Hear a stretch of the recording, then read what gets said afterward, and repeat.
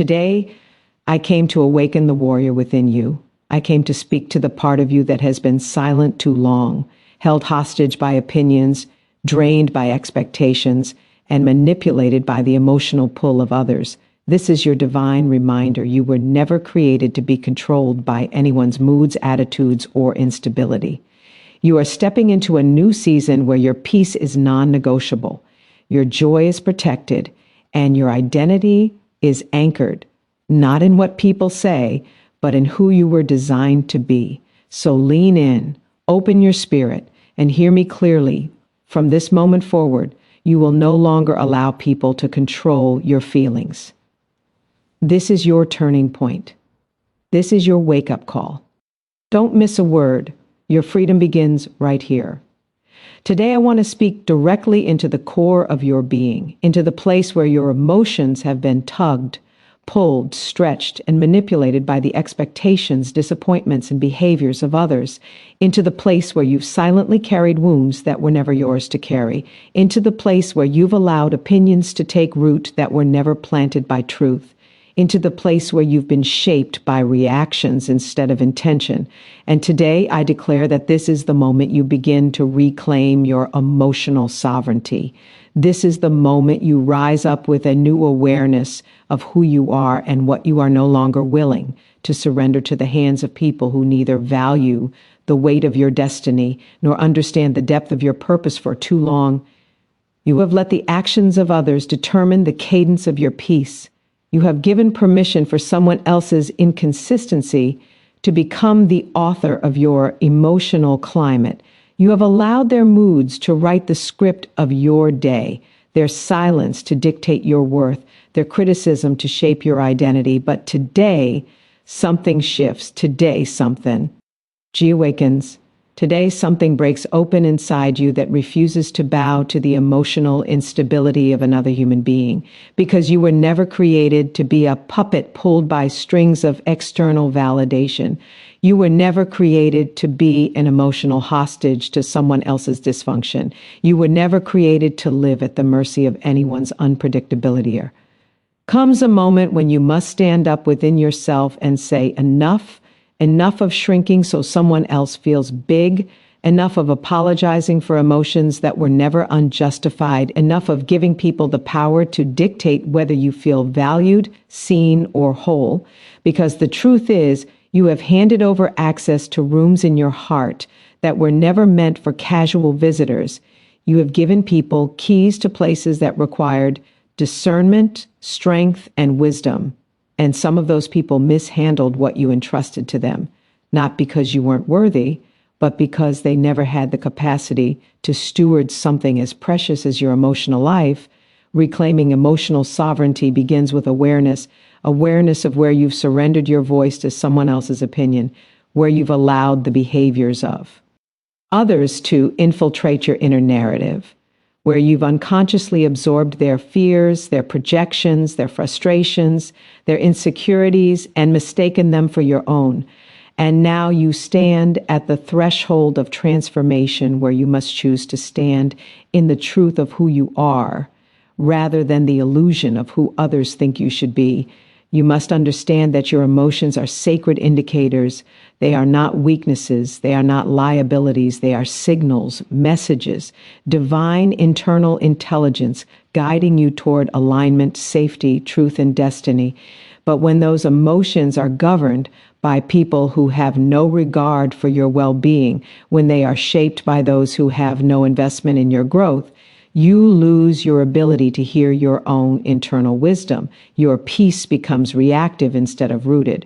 Your joy becomes fragile instead of fortified. Your identity becomes unstable instead of anchored. Reclaiming your emotional sovereignty means taking back the authority over your emotional state. It means no longer outsourcing your peace to the behavior of people who haven't even mastered their own peace. It means no longer giving authority to those who enter and exit your life based on convenience. It means recognizing where you have bowed to guilt, to fear, to shame, to approval, to the illusion of needing to be accepted by people whose presence in your life was never meant to be permanent. You must confront the habits you developed when survival became your language, the habits of over-explaining yourself to avoid being misunderstood, the habits of setting yourself on fire to keep others warm, the habits of anticipating rejection before acceptance, the habits of making yourself emotionally available to people who are emotionally absent.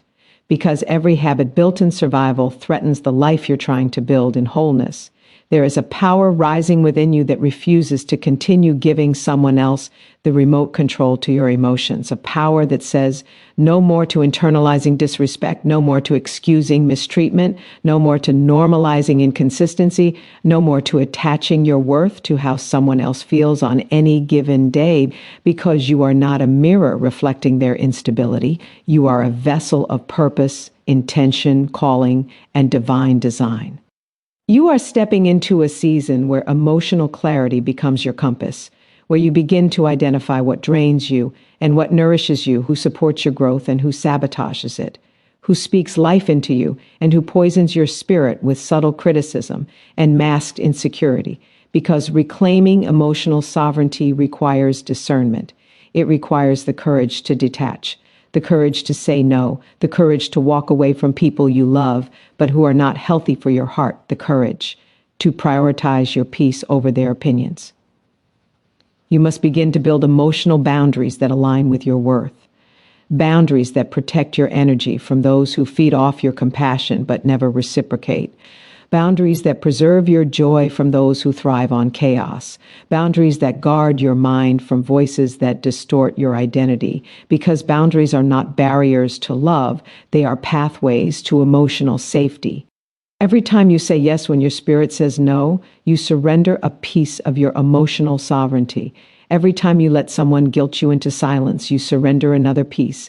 Every time you shrink so someone else doesn't feel uncomfortable, you give away fragments of your peace. Every time you internalize what someone else projects, you give them authority that was never theirs, and slowly you begin to forget that you were designed to be whole, not controlled, aligned, not manipulated. Reclaiming emotional sovereignty requires deep honesty, the kind of honesty that forces you to ask why you allowed certain people to become architects of your emotions, why you tolerated behaviors that diminished you, why you normalized dysfunction disguised as connection, why you stayed in spaces where your heart was undervalued.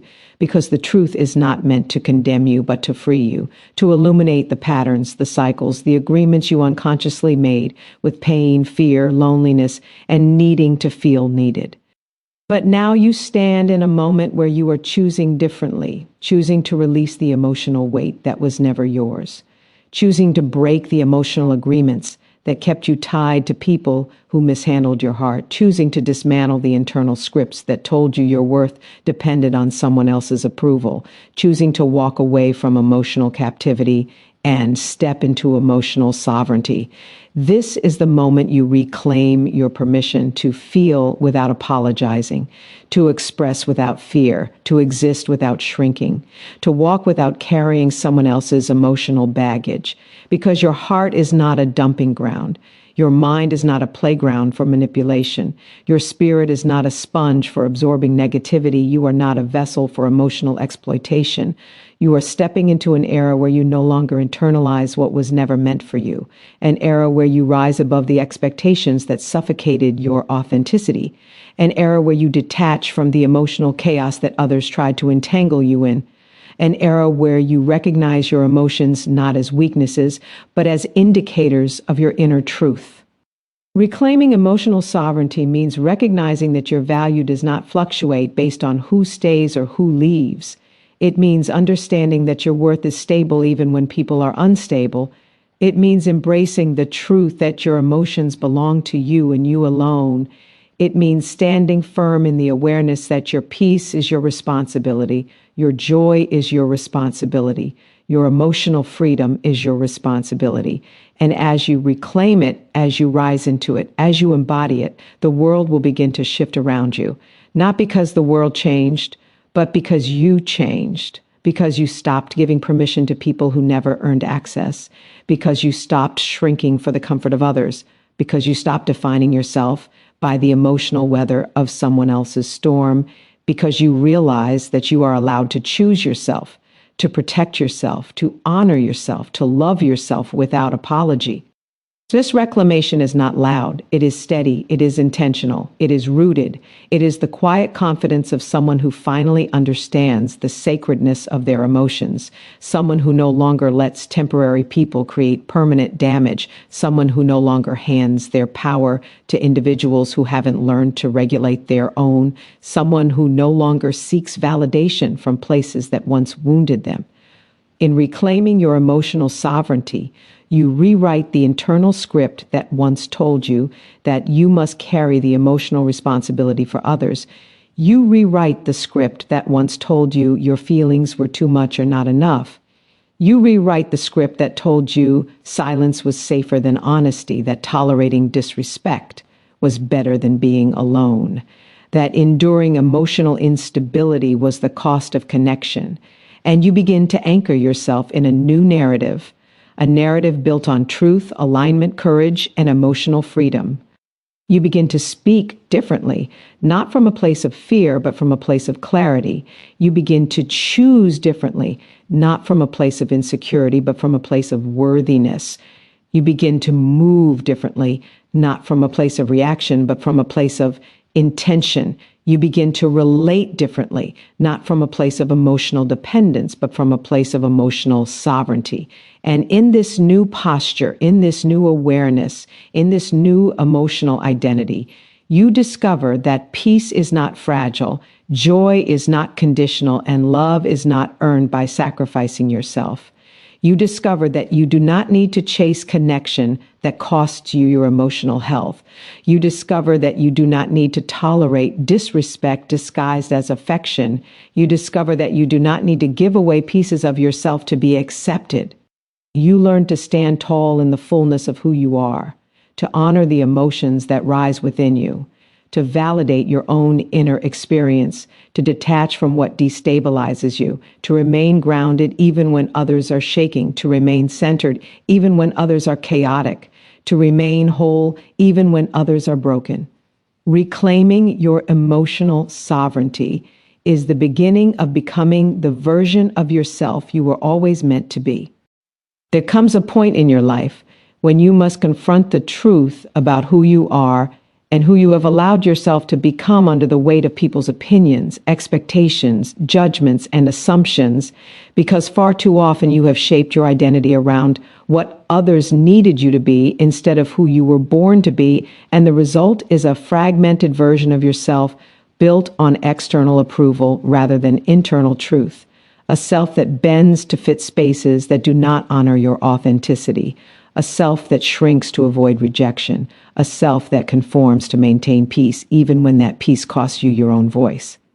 When you anchor your identity in the approval of people, you become a chameleon in your own life, adjusting your colors to match environments that were never meant to define you, altering your essence to satisfy those who haven and even discovered their own. And in doing so, you lose the clarity of your own voice. You lose the sound of your own soul. You lose the conviction of your own calling because you have become so accustomed to seeking affirmation outside yourself that you have forgotten the truth that was placed within you long before anyone had an opinion about who you should be. Anchoring your identity in inner truth requires a dismantling of the illusions you've carried, the illusions that told you your worth was determined by who accepts you, who praises you, who validates you, who approves your choices. But those illusions have imprisoned your freedom, silenced your authenticity, and left you dependent on people who have neither the authority nor the wisdom to define your identity. Because identity is not granted by human validation. It is recognized from within. It is born from the quiet knowing of your soul. It is anchored in the essence of who you are when no one is watching. You must understand that people's opinions are reflections of their own experiences, projections, insecurities, fears, and beliefs. And when you allow those opinions to shape your identity, you are trading truth for perception, trading authenticity for acceptance, trading destiny for approval. And every time you do so, you drift further from the person you were meant to be, because the more you depend on people to tell you who you are, the less you hear the voice within that has known your identity since the beginning. People's approval is a moving target, always shifting, always changing, always inconsistent, and anchoring your identity to something so unstable will leave you in a constant state of emotional imbalance, because when they applaud you, you feel worthy, and when they criticize you, you feel inadequate. When they stay, you feel valued, and when they leave, you feel abandoned. When they praise you, you feel confident, and when they question you, you feel uncertain. But identity grounded in inner truth does not fluctuate with external winds. It does not tremble under the pressure of human expectations. It does not shrink when misunderstood or expand only when validated.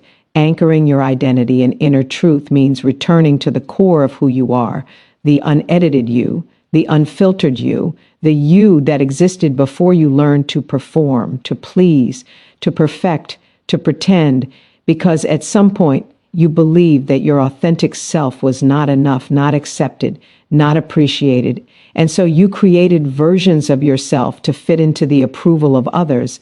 But those versions were never meant to carry the weight of your destiny. Those versions were survival mechanisms, not identity. There is a voice inside you that has been drowned out by the noise of expectations, a voice that whispers your truth, a voice that knows your path, a voice that remembers your purpose, a voice that carries your identity. But as long as you are tuned into the frequency of people's opinions, you will never hear it clearly, because external approval is loud and demanding, but inner truth is steady and sure. External approval pulls you in multiple directions, but inner truth grounds you in one. External approval requires performance, but inner truth requires authenticity.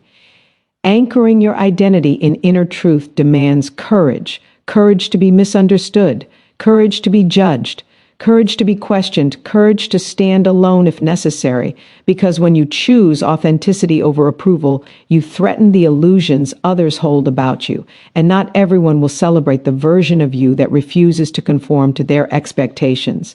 But their discomfort is not your responsibility. Your responsibility is to the truth within you. You must begin to detach from the identities you built around people's needs, the identity you built to avoid conflict, the identity you built to feel loved, the identity you built to feel accepted, the identity you built to feel valuable, because the moment you let go of those false selves, you begin to hear the clarity of your inner truth, and that truth will guide you into alignment with the life you were meant to live. Anchoring your identity in inner truth means letting go of the praise that inflated you and the criticism that deflated you. It means no longer allowing others to determine your worth through their temporary emotions or limited perspectives. It means recognizing that your identity is not up for debate, not up for discussion, not up for negotiation, because it was determined long before anyone else had an opinion. People will always have something to say. They will always have an angle, an interpretation, an expectation. But none of these things are greater than the truth within you, because truth is not shaped by perception. Truth is not altered by opinion. Truth is not diminished by misunderstanding. Truth is not threatened by rejection.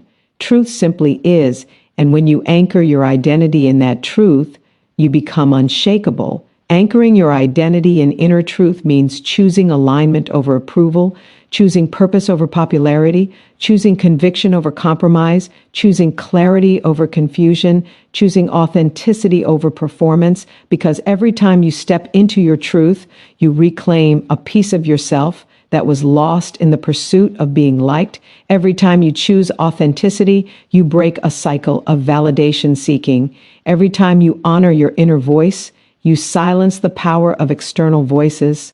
You must begin to ask yourself who you are when no one is clapping, who you are when no one is validating, who you are when no one is impressed, because that is your true identity, the self that remains when approval is stripped away, the self that remains when expectations are removed, the self that remains when you are alone with your own thoughts, because that self holds the truth that external approval can never provide. Anchoring your identity in inner truth means developing the strength to stand firm even when others question your choices, the strength to trust your intuition even when others doubt you, the strength to pursue your path even when others do not understand it, because understanding is not required for authenticity and approval is not required for purpose. You must learn to validate yourself, to affirm yourself, to approve yourself, to accept yourself, because as long as you need people to tell you who you are, you will always be vulnerable to their inconsistencies, their rejections, their projections, their moods, and their limitations. But when you anchor your identity in inner truth, you rise above the turbulence of people's opinions and step into the stability of self-awareness, clarity, and grounded confidence. Anchoring your identity in inner truth means recognizing that you are not defined by your past, not defined by your mistakes, not defined by your failures, not defined by your trauma, not defined by who walked away, not defined by who stayed, not defined by who liked you or didn't like you, because identity grounded in external approval is fragile, but identity grounded in inner truth is resilient. You must begin to confront the places where you compromised your truth to maintain acceptance, the places where you abandoned yourself to avoid abandonment, the places where you silenced yourself so others could feel comfortable, the places where you hid your brilliance so others wouldn't feel threatened, because every compromise of your truth costs you a piece of your identity, and every time you betray yourself to keep someone else, you lose the connection to the deepest part of who you are.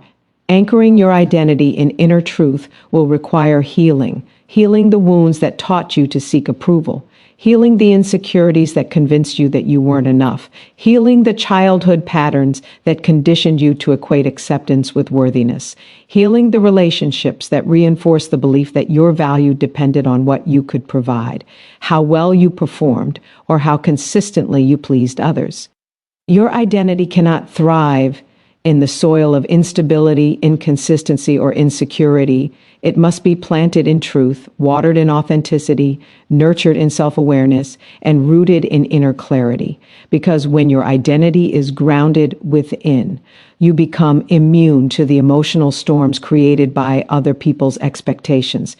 Anchoring your identity in inner truth is the beginning of internal freedom, the freedom to be who you are without apology, the freedom to stand in your truth without explanation, the freedom to honor your path without permission, the freedom to choose what aligns with your soul rather than what pleases the crowd, because crowds do not define destiny and approval does not define identity. You must begin to listen to the truth that rises within you, the truth that calls you higher, the truth that reminds you of your value, the truth that speaks even when others are silent, the truth that anchors you even when others leave, because inner truth does not need confirmation. It needs recognition. It needs acceptance. It needs alignment. Anchoring your identity in inner truth means living from a place of internal strength, internal clarity, internal conviction, internal certainty, because when you know who you are, truly know who you are, no one can take that from you. No rejection can diminish it. No misunderstanding can distort it. No criticism can weaken it, because identity grounded in truth is unshakable. Anchoring your identity in inner truth means choosing to live your life not according to the expectations of others, but according to the calling within you. Not according to the labels placed upon you, but according to the truth planted within you, because truth is the foundation of identity. And once you align with that truth, your life begins to shift from the inside out. There comes a moment in your journey when you must decide that you will no longer be swayed, shaken, or broken by the manipulative tactics, emotional games, or psychological pressures of people who operate from their own wounds, fears, insecurities, or distorted perceptions, because resilience is not built in comfort. It is built in clarity, awareness, and the intentional decision to rise above the strategies that once kept you entangled in cycles of confusion, self-doubt, guilt, and emotional dependency. Resilience begins when you recognize the subtle ways manipulation has tried to infiltrate your life. not always in loud, obvious forms, but often in quiet, calculated, emotionally persuasive ways, through guilt trips disguised as concern, pressure disguised as love, control disguised as protection, and intimidation disguised as authority, because manipulation rarely arrives announcing itself. It arrives cloaked in familiar voices, familiar faces, familiar patterns that shape themselves around your vulnerabilities. But now is the time to awaken to the truth and cultivate the inner strength that renders manipulation powerless. Manipulation thrives where boundaries are weak, where self-awareness is dim, where insecurities are unhealed, and where the need for approval exceeds the commitment to personal truth. But the moment you begin to strengthen your inner self, the moment you begin to anchor your mind and spirit in clarity, you begin to dismantle the very foundation that manipulation depends on, because manipulation cannot survive where there is emotional stability, spiritual grounding, and mental resilience. To cultivate resilience, you must first confront the ways you've been conditioned to accept what is unacceptable, to tolerate what is toxic, to explain away what is harmful, because many manipulative patterns are learned, inherited, normalized, and repeated through relationships, families, environments, or past experiences that taught you to equate control with safety, compliance with peace, self-sacrifice with love. But these are distortions that must be uprooted if you are to stand firm in strength. The resilient mind is discerning, observing not just what is being said, but what is being implied, not just how someone acts, but why they act that way, not just how they present themselves, but how their actions align with truth, because manipulation relies on confusion, on you doubting your perception, questioning your intuition, second-guessing your instincts, but resilience is built on reconnecting with your inner knowing, trusting the signals your spirit sends, acknowledging the discomfort that arises when something is misaligned, and no longer ignoring the patterns that once kept you bound. To cultivate resilience, you must unlearn the idea that your responsibility is to keep everyone comfortable, satisfied, or emotionally stable, because manipulation thrives on your sense of obligation. It feeds on your desire to